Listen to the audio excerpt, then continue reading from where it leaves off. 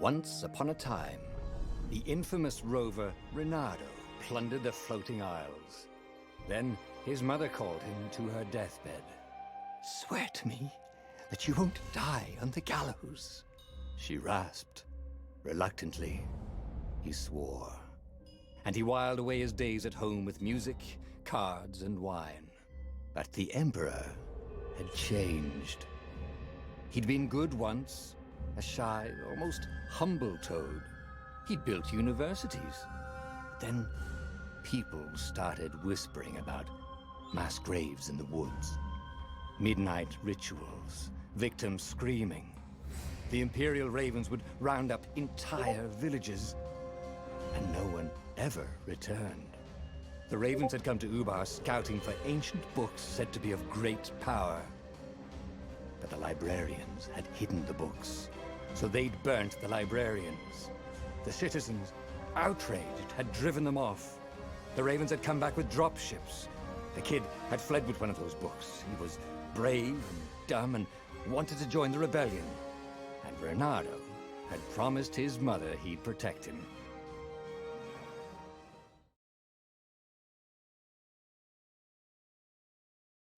The kid was looking down, watching his city burn. "Sorry, kid," Reynardo told the kid. "Look, if we give them the book, they'll leave you alone." "My mother died for this book!" "I promised her I'd protect you." "Oh, damn it." The kid had run off. With the book, of course. So Reynardo had to run after him.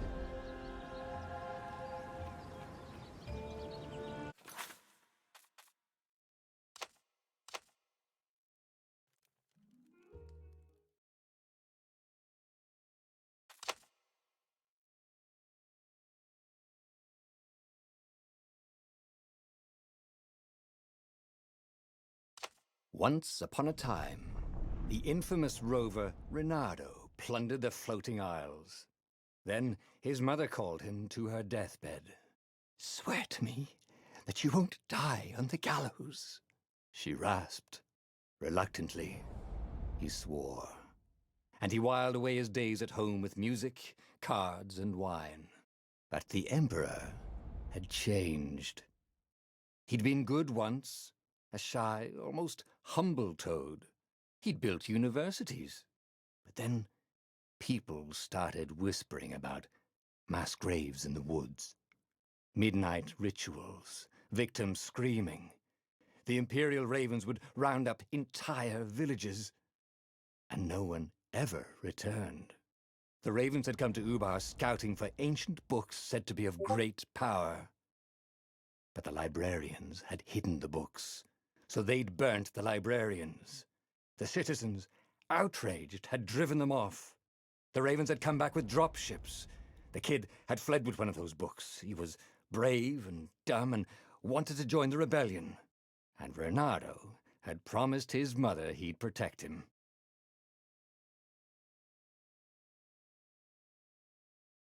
The kid was looking down, watching his city burn. "Sorry, kid," Reynardo told the kid. "Look, if we give them the book, they'll leave you alone." "My mother died for this book!" "I promised her I'd protect you." Oh, damn it. The kid had run off. With the book, of course. So Reynardo had to run after him.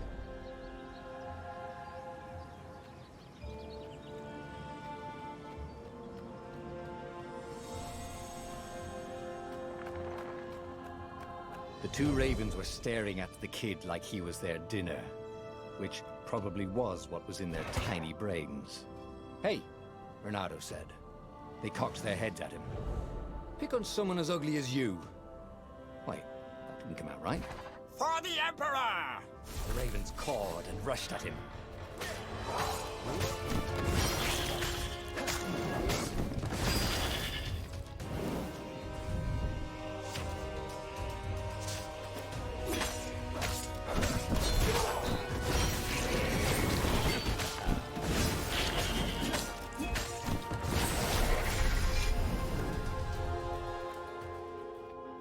A dropship flew overhead.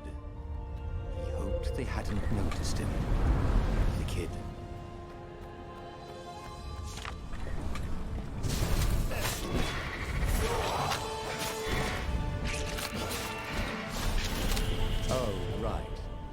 Gate of Heroes.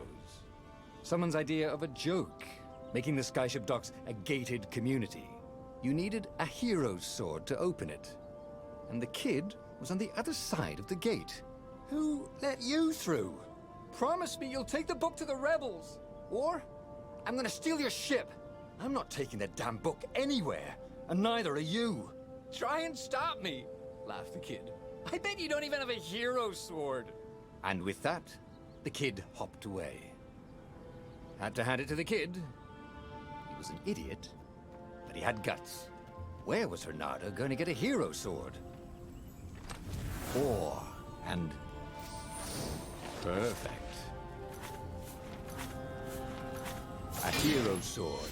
QED. This is what he got for settling down and finding people to care about. The kid's mum had been a swell cook, and she'd laughed at Reynardo's jokes, even when he didn't know he'd made one. And then the ravens had come to burn her. And she'd made him promise to protect the kid. But she never told him where the book was. Just the kid. He came up to a ledge. It was too far to jump. There'd been a bridge here before, hadn't there? And there was Peter, giggling at him. "How'd you get across?" he asked the kid. "Where'd you find a hook?" "I hopped," said the kid. Wise-ass kid. Hey, look out behind you. "Q," said Reynardo. Ah, ravens.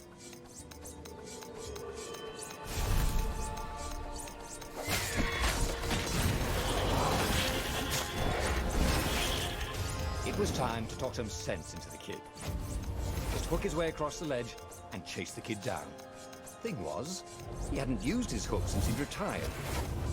How had he done it? Maybe if he meditated at that altar there, he'd remember his old skills. It was starting to come back to him. Something you never completely forgot, like how to freeze time when attacking. The more he fought, the more he'd probably remember. And there was the Farfarer. She was the fastest ship he'd ever known. She could do the Kestra run in 12 furlongs. Oh, so the salesman had told him. And something told him the kid was about to walk into an ambush. "Stop!" he shouted. "I'm not giving you the book!" shouted the kid, and took off. "No! Peter!" The kid ran for it, and a goggler nailed him with its eye beam.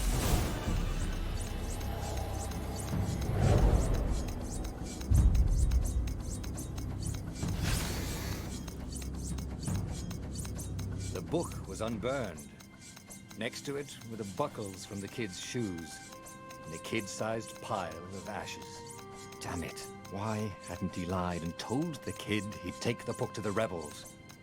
The kid would be alive now. Really pissed off and betrayed, but alive. Oh, damn it. Reynardo picked up the book. He couldn't let the Empire have it now. He was going to have to get it out of there. He'd be a wanted man. Probably have to join the rebellion just to have a place to dock. Well, he'd hated home life anyway. What was the big deal about this book anyway? Maybe he should open it and find out. All that had been years ago. How many?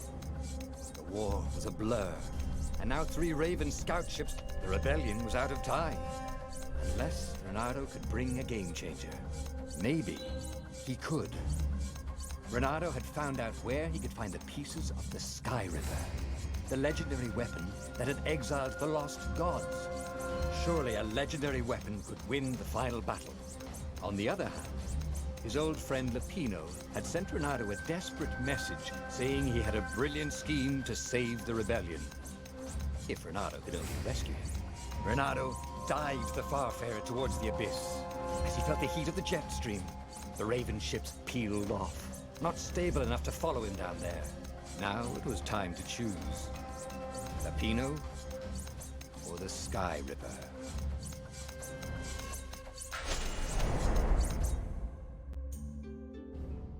Lapino had apparently managed to confuse the judge by arguing that he hadn't actually stolen a winged horse. He'd only sold it.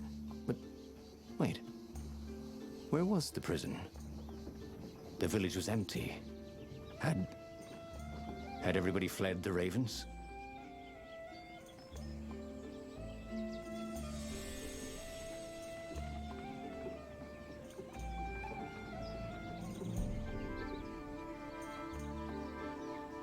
The ravens had taken the town.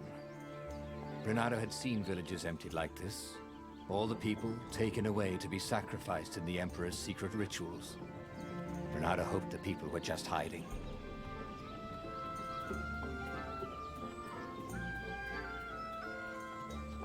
He wasn't that good. Yet.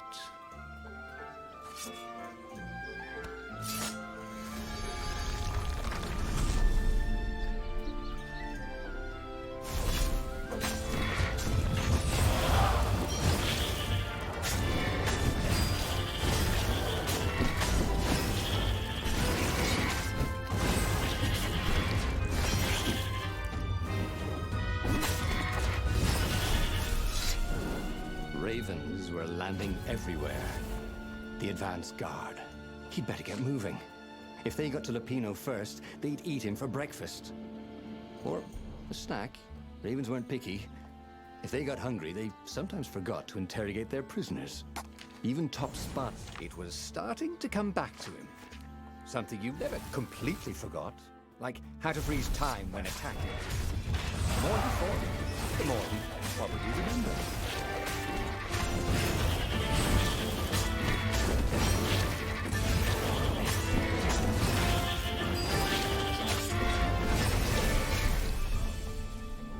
Renato felt a chill run down his back. Or possibly a flea.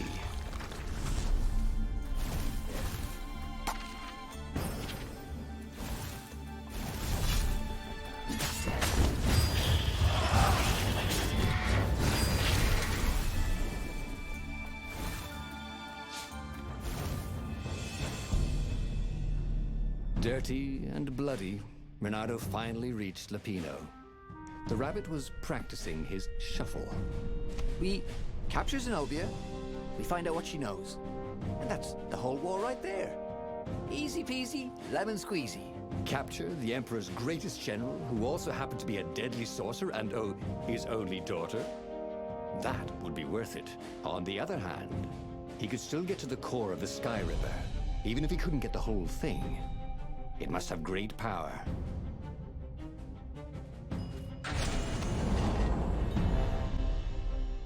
It's beautiful here, thought Renato. He was thrilled to be back with his old war buddy. He'd missed the mad rabbit, but something was not quite right.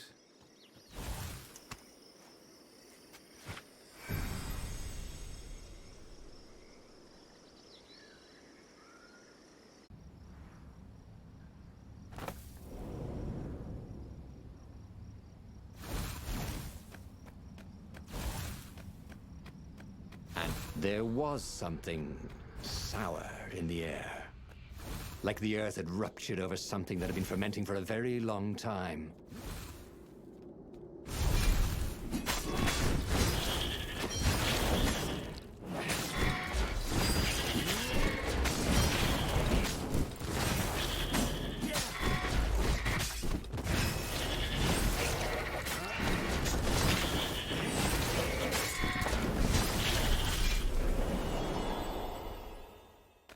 Renato felt wrong all over.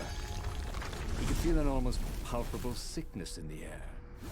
If the land could have tumors, it would look like these monstrous crystals. The forest was quiet and there were insects, a few birds. He didn't have the ravens. Renato smelled sick animals and dying. No healthy ones. Getting a bad feeling about this, Renato thought. Maybe Lapino was right. Maybe they should have kidnapped Zenobia instead of... As he held the radiant icosahedron, Renato felt queasy, like dozens of tiny... Tell you what, said Lapino. I'll take it to the observatory. You attack the Imperial outpost. The Imperial outpost was a vital communications node. Taking it could shatter the Empire's ability to coordinate. And it would be full of secret plans and maps and maybe even rebel prisoners. It was a good target for a hero like Reynardo.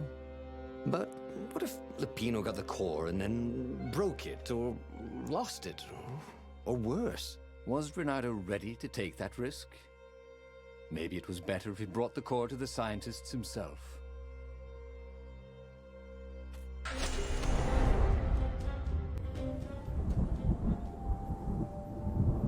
As Lupino vanished into the wilds of the Nexus, Reynardo vaguely remembered Lupino had a baby daughter, didn't he? And he told her mother he was going out to get some Easter eggs, and he'd never come back. But Reynardo was relieved not to carry the core anymore. He was already feeling better.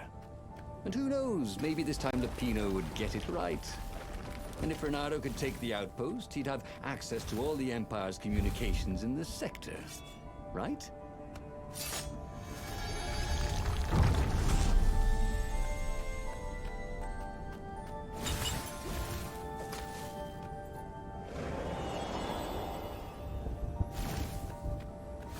Reynardo caught his breath.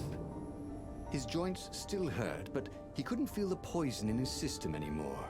He'd let the armature slip out of his hands to save his friend Lupino. Of course he had to let Lupino take the core. The rebellion needed every man doing his duty. And the rabbit would be no good taking on an Imperial outpost, right?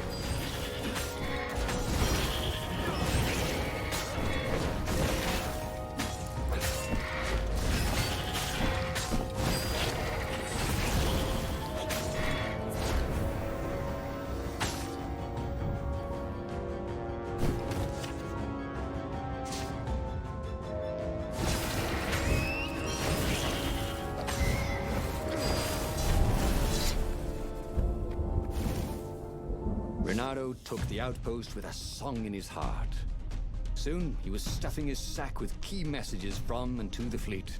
Then the Farspeaker Toad chortled a new message. The observatory had been sacked by ravens.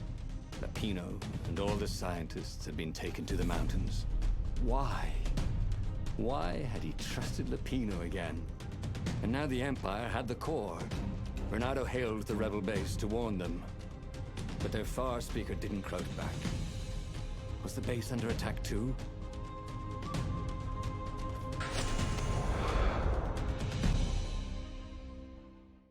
There were Imperials everywhere in the ruins, and dead civilians. The ravens were killing everything in sight. Reynardo was relieved to see no rebels among the dead. Maybe the secret base was still secret, but there were huge burn marks on buildings. What monstrous weapon was the Empire using here? The core had great power, but they harnessed it somehow, even though they didn't have the armature. Reynardo felt ready to take on new powers. He could smell charred flesh and hear screams. The ruins were on fire, but the ravens had rigged up the core as some kind of burning ray. They wouldn't need to know the secret location. They were burning everything. It was killing them too. Their black feathers littered the path. He would have to take the core from them. It was the last thing he wanted to do.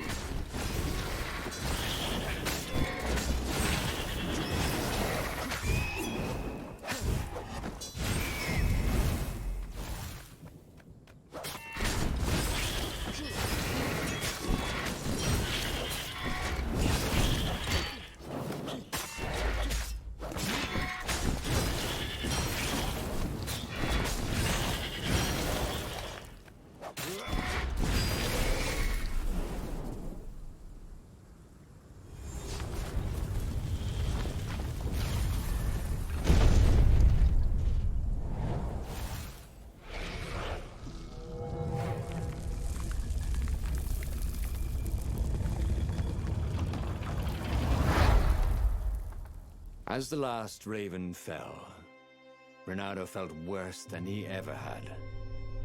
The core was killing him, again. The council members cautiously came out into the smoke. "You saved us," croaked the speaker. They would put the weaponized core deep in a cavern, she promised, where its poison could harm no one. They would heal him if they could, she said. No, it's a weapon now. We need one. I'll lead the charge. It will kill you, croaked the speaker. I guess it already has, Renato said. She bobbed her head gravely. When all this is over, she said, we'll name our new capital city for you. He flew towards the Imperial fleet, a myriad ships in disciplined formation, waiting for the signal to destroy the rebellion forever. Behind him, the rebels were charging. If he failed, they would die. And so the final battle began. Everything hurt. It was unpleasant to fight this way. With each blow he struck with his sword, he felt weaker. Yet each time the core fired, it got brighter. As if the heat from the burning ravens and buildings only fed its hunger. He wondered where Lupino was. Wasn't he supposed to be in the battle? No. He'd been captured, hadn't he?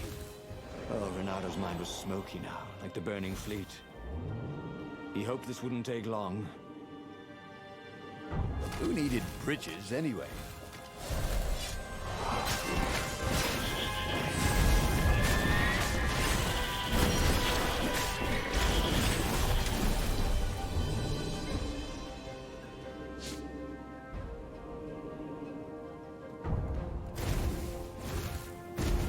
Reynardo-opolis. Vulpus Major. Lando Nardo. If they were going to name a capital city after him, well, he just wished he had a better name. Where was Lupino? He missed Lupino's bitter outburst. Or did he? Lupino had gotten him into this mess, hadn't he? The core was a wonderful weapon. It swept fire across the fleet. Ravens exploded in its gaze, and with every heartbeat it grew brighter. He would die. But he would die every inch a hero.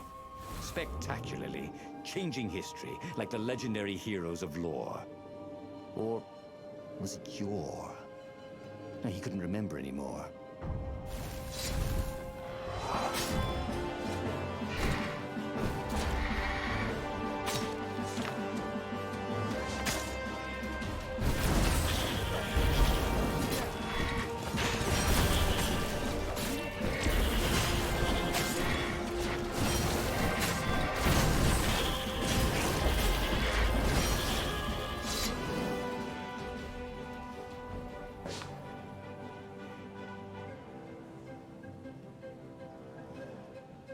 Renato fell to his knees. The Emperor's bodyguards were lined up before his ship. Fierce ravens, all. And Zenobia. She was conjuring. He could not take another step. All he could do was fire the core. The ravens, Zenobia, the ship, all burst into flames, disintegrated, and blew away. So they had one, after all. The core grew brighter. He shielded his eyes, but he could still see it through his sleeves and through the flesh of his arm. And then he felt heat, as the fire grew to consume both fleets. And then he felt nothing. Okay, that was weird. He could have sworn he just died.